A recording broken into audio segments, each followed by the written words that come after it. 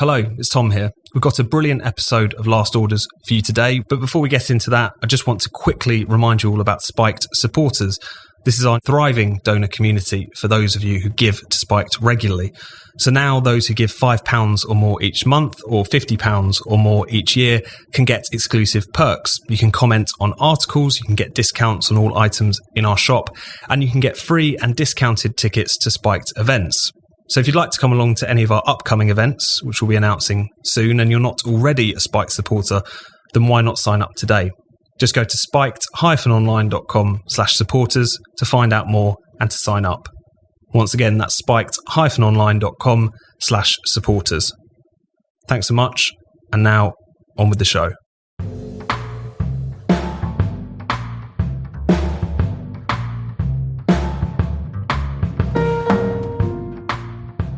Welcome to Last Orders, a Spiked podcast. This is the show all about freedom, the nanny state, and censorship. On this episode, we discuss COVID, David's Law, Dave Chappelle, and Scotland's miserable drinking laws.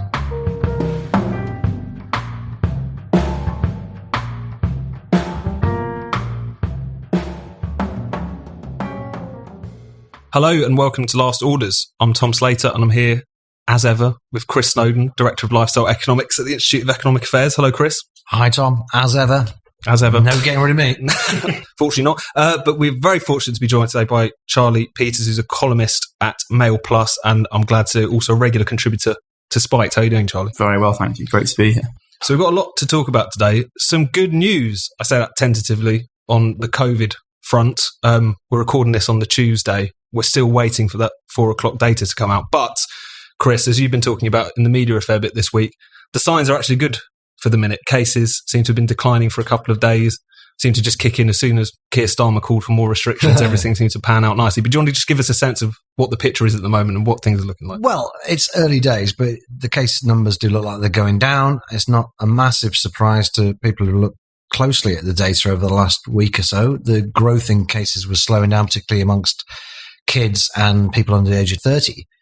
And, and why not? I mean, this, if it is a sustained fall, will be at least the third fall since July. I mean, it goes up, goes down. And people they seem to have they can't get out of the mentality of last year when there was just a very straightforward mathematical progression, and case numbers would just double and double and double. And Chris Ritty was always saying that an epidemic is either doubling or halving. It hasn't doubled or halved for at least 3 months. It's just been going up a bit and then down a bit and up a bit. And I'm not going to pretend I know where we go next with this or what's going to happen. It's conceivable we could get to 100,000 cases a day. And if we do, quite honestly, it doesn't really matter. It's not going to overwhelm the NHS to get to 100,000 cases a day. We've had all this bloody hysteria from NHS Confederation, which I'd never even heard of until last week. Matthew Taylor from the RSA and Moral Maze are suddenly some expert on the NHS. And the British Medical Association and a few other trade unions. And then eventually, as you say, the Labour Party got in just as cases were falling. And what was it based on? It was based on case numbers going back nearly to where they were the day before Freedom Day, 18th of July. Well, the government obviously didn't go into Plan B in July, so why would you expect them to go into it when we're in pretty much the same situation, if not better now? Well, we wouldn't do. And they're not going to. I'm really quite glad that we do, on this particular occasion, do have a government that's just going to ignore these people, because many governments, I'm sure, would have capitulated to this howling and screaming from journalists especially. Oh, the worst ones calling for this kind of stuff. No offense, Charlie. But, or indeed Tom. But I'm not calling for that. Peston, basically, is what I'm talking about. And bumbling his way through other people like him, yeah. So yeah, I mean, I really hope it goes down a lot. It's not going to go down to zero. It's it's the same sort of 2020 mentality is on the other side, where you've got the anti-lockdown, anti-vaccine, whatever people who kind of go, it's falling now, it will go down to almost zero like it did before. No, it went down to almost zero before because we had a lockdown. You just deny the lockdowns make any difference. But it's pretty obvious if you look at what's happened since June that this is nothing like what happened in the lockdown. These things don't just naturally plummet down to zero. We're probably, I would think, just going to be it'll probably go lower for a while, then it might go up a bit. It'll probably go up at Christmas. Yeah, who knows? It's very clear that the rate of transmission, the RT, is and has been for a few months around 1. And for the last few weeks, it's been a bit above 1. Before that, it was a bit below 1. It doesn't take much to push it either way. And obviously, more human interaction and colder weather is probably going to push it up a little bit. On the other hand, the booster shot program has actually been pretty successful. Picking up a bit now. Picking up a lot. And you can tell that in the hospital admissions data. And more people are getting infected. Roughly speaking, I think about 500,000 people are getting infected per week.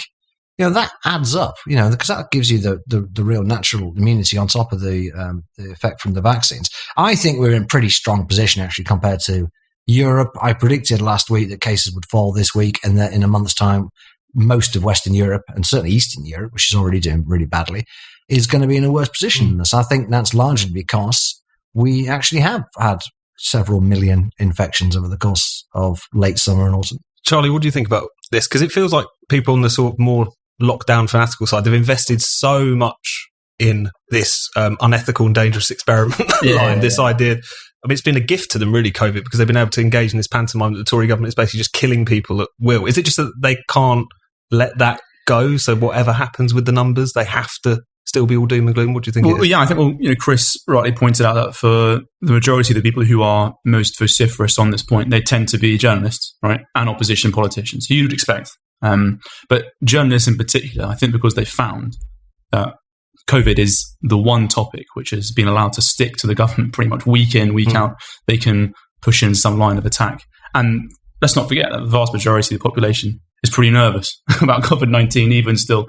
The polling throughout has always been that people are in favour of restrictions. Every single time there is this kind of YouGov pump that says people want this, people want that. And obviously it's split by demographic and age, but generally speaking, people are in favour of this. So politicians see it as an easy win, an easy attack on the government, and journalists see it as probably the only thing that actually sticks. All other kind of scalp-hulting assaults that they've tried on the Tory government for the last year and a half kind of haven't really worked at all. They couldn't even get Dominic Cummings out for breaking these restrictions. And so pushing for more... They certainly tried. They tried, exactly. They couldn't have gone on about that much more. Well, if you think that this story has been going on for too long, that flap has certainly continued way beyond its sell-by date. So, yeah, I think it is a media-driven and a kind of an attack line-driven story. If it actually considered perhaps beyond cases into hospital admissions and deaths, the kind of concern that actually should drive the discussion on this, there'd be no story whatsoever. It does feel like even the mood has changed a little bit in the opinion polls, really, because you feel that people are more relaxed anyway. Yeah, absolutely. And when you talk about the things that people really associate with a lockdown, so closing businesses and shutting schools, it's like it's like around 20% or something like that. Yeah. Would people actually support? And the things that they do support are things that probably they think of as not that big of a hindrance, things that I don't want to see coming back in terms of masks or introduction of vaccine passports, things like that. But again, you can see in that the mood has changed. I think that's one of the reasons, Chris, that the government is a little bit more bullish. I mean, they don't say much openly, but you get the sense from the reporting that they're pretty relaxed at this point. Is it just because public opinion has shifted, do you think? I think the government has been on the side of public opinion all year, pretty much. I think they made a fairly clear offer to the public in January, saying, look, we're going to have a lockdown. It's probably going to last quite a long time, but it's because we have vaccines. And once we have vaccines, this is going to be irreversible. Remember that? No one ever mentions that anymore. Boris said it was going to be irreversible. But he did, and I think he meant it at the time. I think he would take a really very unexpected catastrophe for him to row back on that. I still don't think we're going to see vaccine passports, although I guess we will if we do get up to very high numbers and the journalists keep on bleating about it. But I just think we should be optimistic at this point. I think it's quite conceivable that we will get down to quite low numbers, and that the virus has washed through the school kids and the younger people, basically the more social people. They can only get it once for the most part. I know people can get reinfected, but generally speaking, you saw this with the Euros. People who got infected with Euros are people who just like partying, and they don't care about social distancing. They go around people's houses, go into the game, whatever. They got it, and now they can't get it again. And that's how it's washing through society. And it's not so far affecting older people. And the third shot will make sure that it doesn't affect them over the course of winter. I think we're in a really good position. And thoughts and prayers at this terrible time to Independent Sage and Robert Peston. I mean, you do hope that some of those people are getting more hysterical precisely because they are on the back foot. I mean, even now you're seeing this attempt to kind of import US-style culture wars over masks and stuff like Billy Bragg tweeting that he doesn't wear a mask so that people don't confuse him for a Tory. I think Robin Ince took a picture of himself wearing a mask on a train, an empty train, saying we're wasting the benefits of the vaccine program. Performative. I got told off for the first time for not wearing a mask since the pandemic started. Like last week on a train out of Waterloo. Who by? By a guard. Some busybody. By a guard. In an empty train, last train out of Waterloo, who was saying, even though you're in this carriage by yourself, the ventilation is such that it can go to other people on the train. Or no, national one. So you don't even legally have to wear one, right? No. On I think on this one they do. It's still TfL. Yeah. No, it's Southwestern Railway, but they maintain that you have to wear it. I think. I'd like to see them tell everybody off on TfL. Well, not wearing a mask. Yeah, so it's just a drunk bloke sat by himself, and he thought this is going to be a moment. But you have seen this politicization of masks, which has come up as the incident has gone down. Yeah, and people making it, but people are voting with their faces. I mean, you just don't see the level of masks you would even 2 months ago. Yeah, even like buses are completely. I'm a huge bus guy and I'm a massive bus fanatic, and I barely see people with masks on the local services around here. So even though the polling is getting more optimistic, and people, even if you don't check that, if you just see what people are acting as, it's changing in a completely different direction. And do you think, Charlie, that the government will be able to kind of carry on holding this line? Will they eventually give in to, as Chris was saying, the media or the pressure from the opposition, particularly if numbers tick up again? I mean, is this it? I think for someone like me who was in favour of lockdowns very early on, very initially, in order to stop the spread of the virus before it got banned, before we had vaccines, I am now glad that we have leadership who are very, very cautious about imposing restrictions, even when they knew they had to. Right, even when Boris knew he had to serve the shit sandwich, he still kept it behind the bar for ages.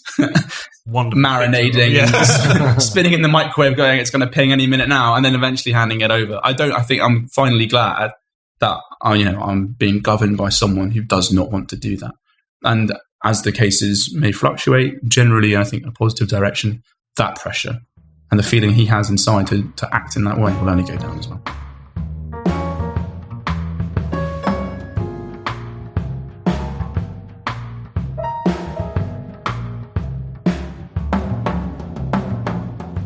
Are you looking for the perfect gift for the pro-freedom, anti-woke person in your life? Then look no further than the Spiked shop. You can now get your favourite Spiked slogan on a t-shirt, hoodie, tote bag or mug, including ban nothing, question everything, love Europe, hate the EU, and cancel culture. Plus, if you're a Spiked supporter, you can get a 15% discount off of everything. Just go to spiked-online.com/shop to browse our items and make your purchases. That's spiked-online.com/shop. Without picking up on the theme of sewage and the government, which is a rich theme this week, unfortunately, let's move on and talk about online anonymity, which is a strange thing to be talking about because the prompt for it was the killing of David Amess, the Essex Tory MP, who was murdered. The police are treating it as a terrorist incident, suspected religious motivation in the jargon. But even though immediately it was quite clear that's what the police were treating this alleged crime as, the discussion was instantly about trolling, about people being nasty to MPs online. Some serious stuff, of course, within there around death threats and all the rest of it. But you had this really kind of surreal discussion which seemed to kick off, which seemed to be exclusively about what can we do about the internet in the wake of a real world act of horrendous violence. Chris, what did you make of all of this? And do you think that we are going to see kind of pushes to regulate the internet more with this online safety bill and all the rest of it as a result of this? It's becoming a bit of a pattern, isn't it? There's a tragic death and then politicians start calling for a clampdown on free speech. Because after the Sarah Everard murder, there was talk about making misogyny a hate crime. However the hell that would work, I've no idea. And then with David Amess, just like basically totally random policy proposal, just had nothing to do, as far as we know, with the man's murder whatsoever, and a lot to do with the fact that Mark Francois doesn't like being insulted and called lofty and stuff on Twitter, which he apparently does quite a bit. I'm sure Mark Francois gets an enormous amount of abuse on Twitter as a pro-Brexiteer, apart from anything else. And yeah, I'm sorry about that, but you just block them. Just block the people. I've blocked nearly 4,000 people about 3,000 just in the last 18 months. Sticks and stones, Mark, is all I'd say. To exploit it and call it David's Law. This David Amess was an MP for 38 years. If he wanted to do something about this, admittedly, the internet wasn't around for that entire period, I'll give you that. But if he wanted to do something about internet trolls, he would have tried to, he at least would have made some speeches about it or said something. As far as I know, it wasn't anything. It wasn't of interest to him whatsoever. And even if it had been, I'm sorry, but being murdered doesn't mean you get a law passed in your honour. It's one thing. Your constituency gets to be a city. That's Stevenage. Not Stevenage. What's it called? Southend. Southend. Sorry, yeah.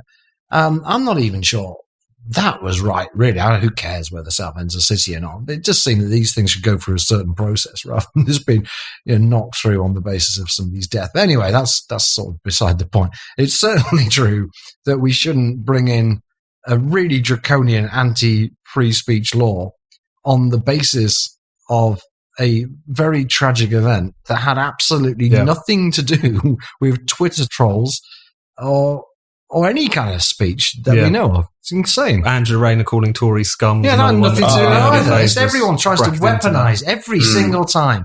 It's one of these awful events happens, terrorism or anything like this.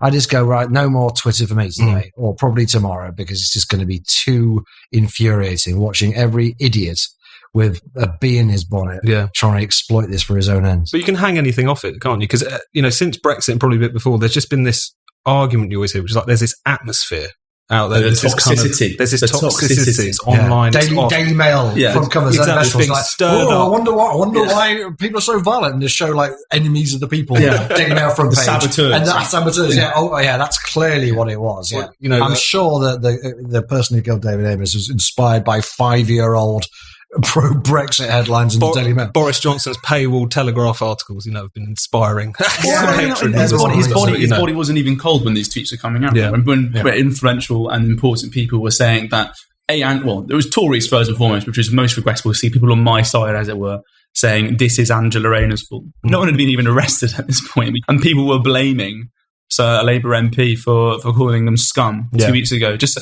finally they thought we can now use their tactics for our advantage. We can play the same game. That was very tragic. And then moving on to this whole idea about toxicity and all that stuff.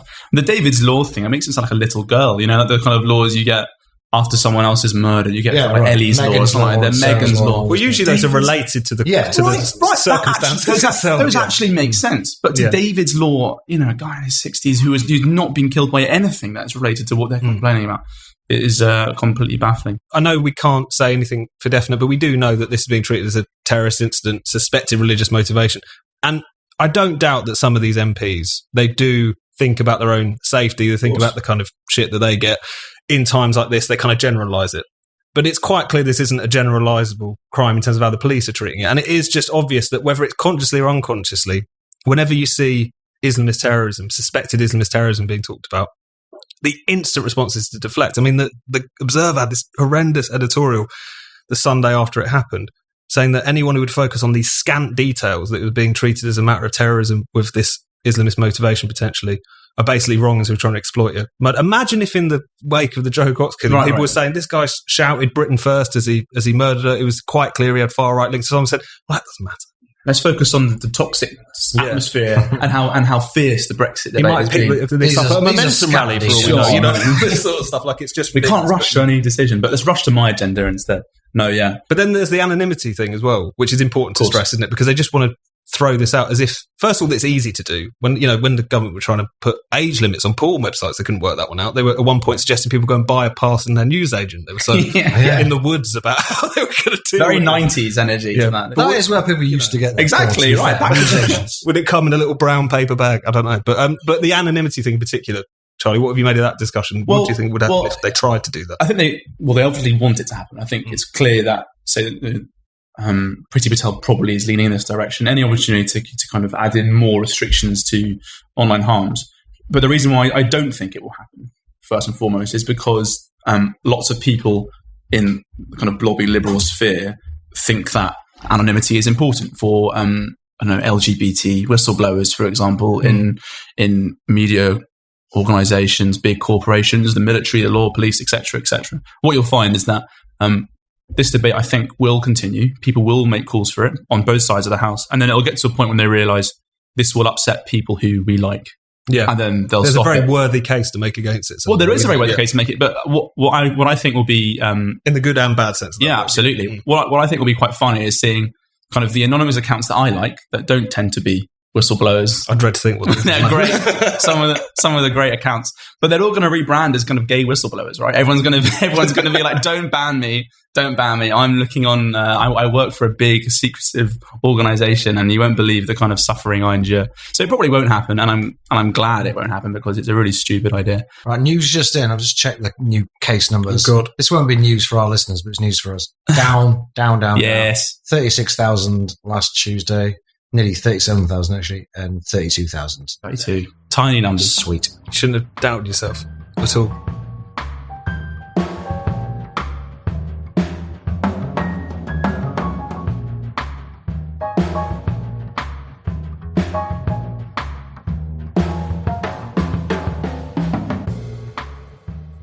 Hi, I hope you're enjoying the episode so far. And if you are, why not take a second to leave us a rating and a review with your podcast provider?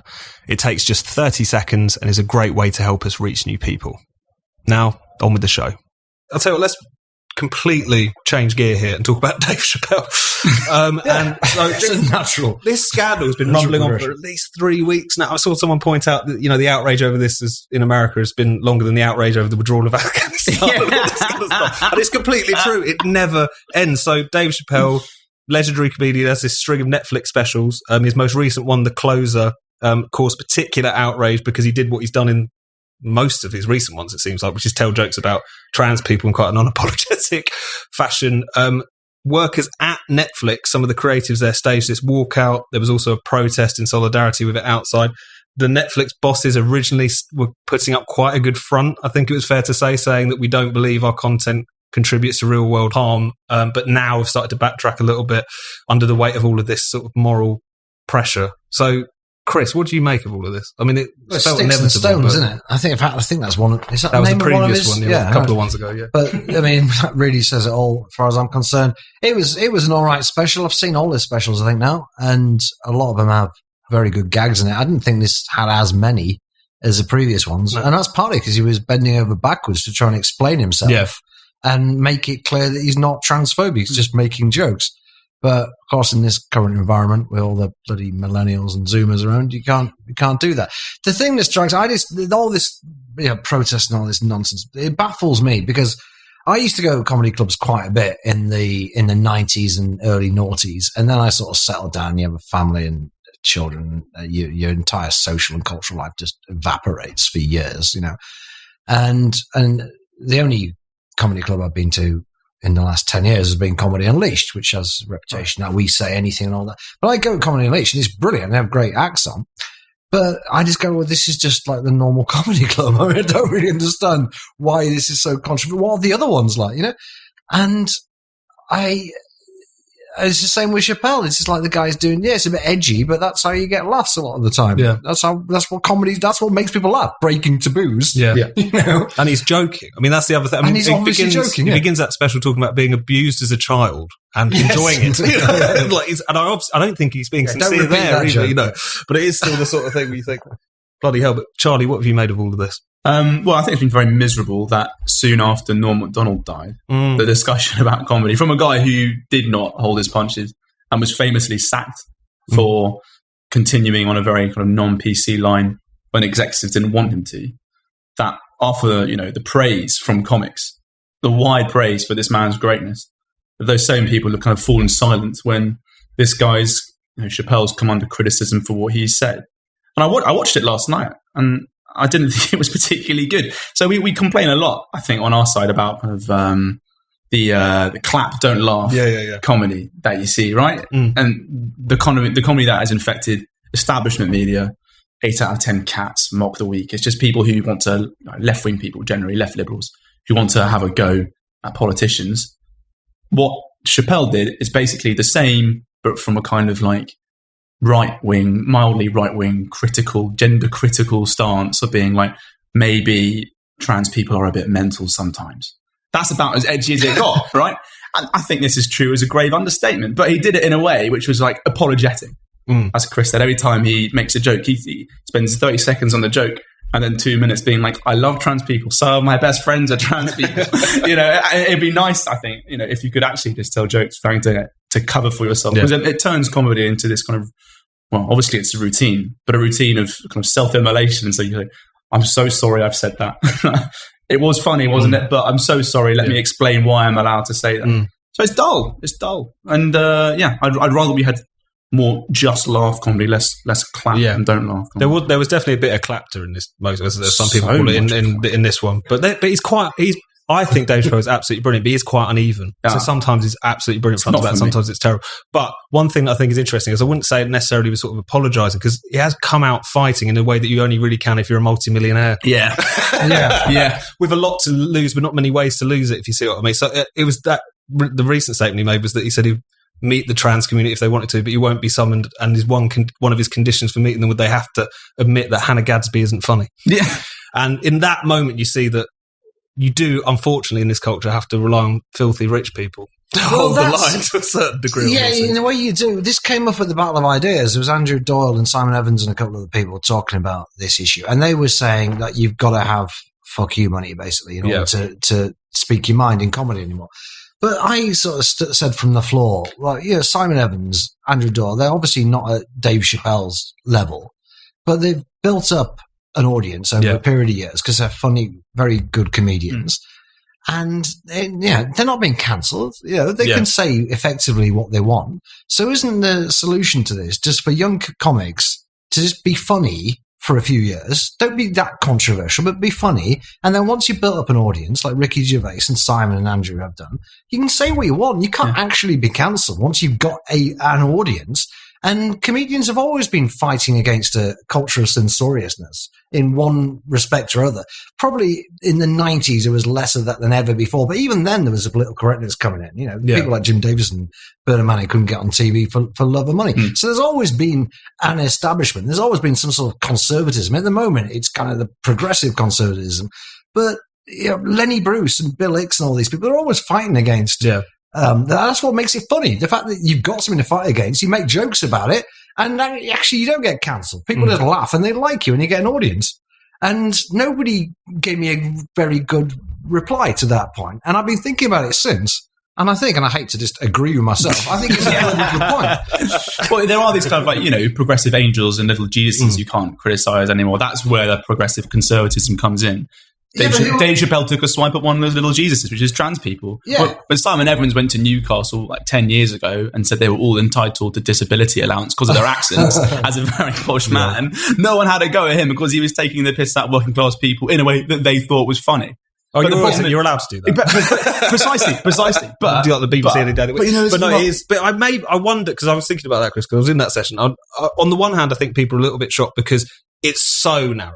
It's the sort, and it's happened quite quickly. Yeah. And also, I guess, because it's within your own peer group or whatever, in a way that, if it was left-wing liberal comics and there's the kind of religious right over here wailing, that's something that you can kind of understand. But if it's from the people within your own industry, maybe I can understand why they're particularly smarting from that. But you're right, as far as, at least it creates some kind of friction, which is useful. But I guess it's one of the things we should probably talk just briefly before we move on about the protests, because they were quite funny in a lot of ways, if nothing else. I mean, first of all, the stuff that some of these protesters were coming out with, there was this great line from one of the organisers, which was, "We're not here because we can't take a joke. We're here because these jokes are taking lives," or something to that effect. It's a perfect crystallisation of what we're talking about. Which also proves that they can't take a joke, obviously, if you think something like that. And then also there was this hilarious situation where these two kind of YouTube comics showed up as a counter protest with these "We Like Dave" signs.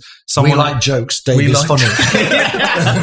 Someone pulled his sign off, then handed his stick back to him and said, "He's got a weapon." Someone walks up to all of this kind of stuff. He's got a stick. This is the marketplace of ideas that we've seen performed in the US so much since 2015, right? Of two groups on extreme sides. even if one side is significantly less extreme than the other, like the we like jokes people, meeting in public, insane people meeting together in public and just screaming at each other and hitting each other. Yeah, I think what was funny is, as you said, so narrow, such a small group of people having such a big effect, combining all the hostility of masculinity with the fragility of femininity. So good for them, they're doing it right.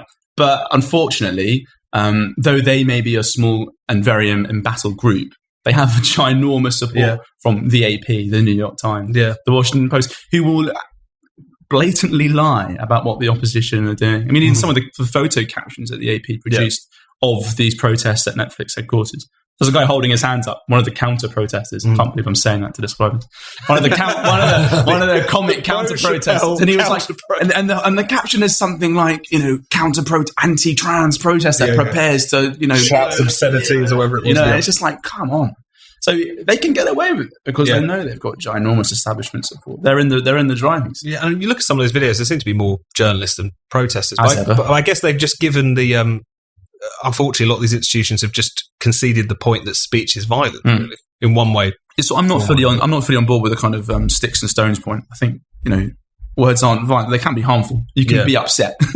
Words can make you sad, and they can change your day-to-day life. But they don't break your bones. But they don't break your bones. They don't break your bones. I just remember that Jim Davison was presenting Big Break all the way through the 1990s. So I'd just like to retract what I said earlier. He made it onto the box. There we go. We appreciate your. It's important we're accurate on this podcast. And then they sent him to Helmand Province when the gigs dried up. And now he's having set twos of Ashley Banjo from this. But anyway, let's talk about. Let's get into the sort of nanny state corner of the podcast. Nanny State. Remember we used to be a nanny state podcast? Yeah, we used to be 100%. We've been slowly pushing back against that for years. No, but let's talk about two stories. Let's start off with Heads Up, which is almost like a kind of NAF pilot play school social credit system. I hate it when people say Heads Up. So do you want to tell us a bit about this? This is an app. It's a £3 million pilot for you to be able to kind of track all of your various good healthy eating and exercise things and rack up points and rewards. Do you want to tell us a little bit about this? It's a government Fitbit, basically. And they're going to give you gym passes and cinema tickets and clothes vouchers and stuff if you put more veg in your shopping basket, and if you reduce your portion sizes. I don't know how that's going to be monitored. And if you take more steps, I guess they can monitor that. That's a Fitbit thing. So they're doing a trial next year for 6 months, and they're going to see how it goes. So £3 million isn't very much in the great scheme of things, but this is only for the trial. And to do it nationwide, I would imagine it's going to cost tens of billions of pounds if you're going to give people cinema tickets and clothes vouchers and things. So on one level, it's quite trivial, and it probably won't work because it's a government IT project. It'll probably be an absolute fiasco. But on another level, if it's even seen to work, if they get a few people consuming more carrots for a bit or walking a bit more to the tobacconist, then I guess they will expand it. And it's actually, if you really, if you project forwards and think, what would it be like if they actually do make this a national scheme that anyone can opt into? It's pretty Orwellian, really. And not just Orwellian, but also it's if you're like me and you're not going to opt into it, I'm going to end up paying more tax to give people tickets to Alton Towers because they're buying but not necessarily consuming more vegetables. I think it's wide open to low-level fraud. I don't know how they're going to really police. Well, they can't police what people are actually eating, even if they can sort of check what people are buying. And you end up with a two-tier system, a two-tier society, where people like me are being taxed to pay for people who probably go to the gym anyway to go to the gym. This is a problem with a lot of these systems. It distributes wealth upwards because the kind of people who opt into apps are the kind of people who have Fitbits. Let's face it, I don't know exactly what the social class divide is on Fitbits, but I'm suspecting it's not. I'm suspecting Charlie has one. I've got views on this. I remember your protein shakes from the Spiked intern. There we go. So as someone who would be a big beneficiary of this game, do you want to hold thought on this for us? I can't see myself getting involved in a fitness-based social credit score system. I do it for myself, not for Downing Street. I think, generally speaking, when it comes to health and fitness, I don't own a Fitbit. I think enough of my life is tracked, as it were, through my phone, laptop, what I tap in, what I tap out, and also I have a mildly autistic obsession with personal statistics, right? And I found that if I had something that measured every step I took, I would get into it a little bit unhealthily, and I would start to clock up, averages, and it would be very bad for me. So I've not delved into it, and the thought of paying tax for someone else to delve into it makes me deeply unimpressed. But yeah, I think your Spectator article on the heads up thing about how this will just reward people who already do this stuff is so completely true. Because exactly, the people who already own Fitbits are the people who like this stuff. It's not, and if it's opt-in, the people who the government think needs to lose weight aren't going to choose to do extra walks or extra carrots for the government's benefit. And it is part, I think, as you also raised, with this kind of weird obsession with weight that has happened since the pandemic started as well. Obviously, there were the usual health Nazis who are really obsessed with what we look like, what we ate, what we drank. But they've been given power, like new power. Bottomless power. Endless power. The government will just accept any policy these people come up with now, because Boris Johnson was in hospital for a few days. And he's fat again as well, for goodness sake. He's fat again. Yeah, he didn't lose any weight at all. He had a haircut. I try to find is the best way to actually have a haircut. That's a loss of weight in a way, but it's pretty negligible. Yeah. Pretty negligible. But he looked a little bit trim. He went on holiday and he's come back looking absolutely stinking again. People always put the weight back on. Yeah. It's a waste of time. Yeah. Don't bother. Don't get ahead. Well, it just seems to me inevitable. Yeah. Well, either way, there is this new obsession with the kind of... I lost a lot of weight a few years ago, put it all back on. You just do. You find your natural weight and that's it. Just live with it. Just stay live and die with it. Yeah. So before we punch out of here, Chris, we should talk about minimum pricing. So there's been latest bit of research proving it seems like it's a complete waste of time. Ask Charlie about it first, because he wrote a very good article for Spiked about this, and then I'll chip in with some brand new research, fresh off the press today. Yeah. So Charlie, I think the researchers in Scotland, so I wrote about the minimum unit pricing in Scotland a few weeks ago for Spiked, and every now and again studies are produced on this issue in Scotland, and another nail in the coffin was they found that it had no observable effect on crime and disorder. Now, when they launched minimum unit pricing, sure, the government was saying this is more about health, as ever, right? But many of its supporters said this will help cut down on the problem, what they believed of kind of like urban strife. The models that we're using explicitly said it would reduce crime by 350 crimes a year in the first year. And it's had none effect whatsoever, basically. Not at all. And it's been around for 6 years And this now. is the official, no, not quite that long. It's 3 years. 2018, 3 years now, yeah. And it's had none of this effect. I mean, I spent best part of 5 years living in Scotland when many of these schemes were introduced, and it's miserable. It's miserable. everything, and a country that you really actually need to drink in to get by because it's so freezing and the sun's only around for 3 hours a day. Yeah, it's quite nice to be able to, they're not worth talking about. It's very nice to be able to actually afford a drink, and if they let you buy one, because you can't buy drinks from supermarkets after 10 p.m. or before 10 a.m. So if you hadn't planned ahead, just stuffed. You have to go to the pub and spend more for a pint than you would in London in some cases, Edinburgh and Glasgow. It's crazy. So it's a miserable system and it doesn't work. That's the long short. What's the latest research? The latest, thanks for asking. The latest came out today, and again, part of the official Public Health Scotland funded evaluation, which I have to say has been pretty good so far. It's actually made me think that the public health movement is not quite as corrupt as I thought it was, because they're not pretending it is working, really. But they are, as you'll see in a moment, they are very much burying bad news. So this is a study primarily looking at emergency hospital admissions. The abstract says, this study found that implementation of minimum unit pricing at 50p per unit was unproblematic, with no evidence of beneficial or harmful impacts on the outcomes evaluated.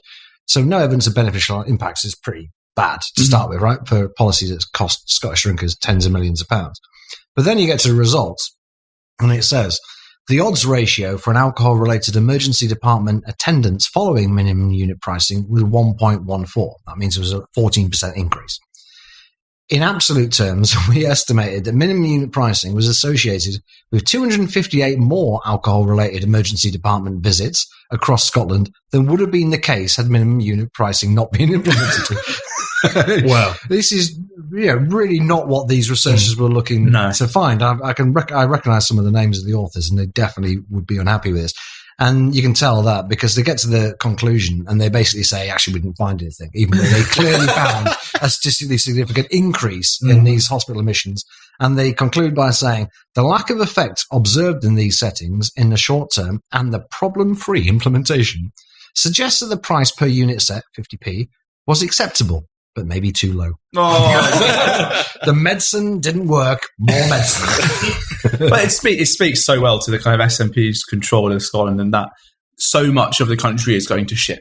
I mean, in vast and plentiful ways. I mean, Glasgow this week is reporting a massive rat-related issue in the streets. Have you seen this? Yeah. The council leaders being saying that Thatcher's to blame for rats. Margaret Thatcher. Yeah, right. Yeah, it's just many things. There was a guy saying that every city has rats. Yeah. It's like, well, yeah, it does, but they're not all biting bin men. Yeah, exactly. That's the difference. Exactly. Or walking up the stairs. And so then this amazing quote, which is like she had a non-serious contact with a rat or something, but still had to go to hospital with something like that. I can't remember exact wording. Wow. Imagine what happened if you had a serious contact. Taking him out. A mere rat brush. Just one of those. The day-to-day standard. Rat skirmish. Right. In this madness, they squared off a bit.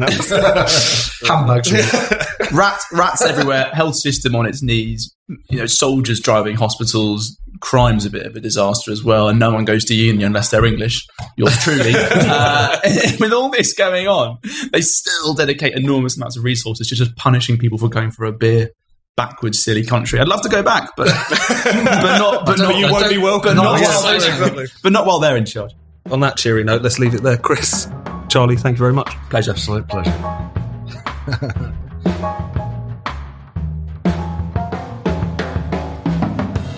You've been listening to Last Orders.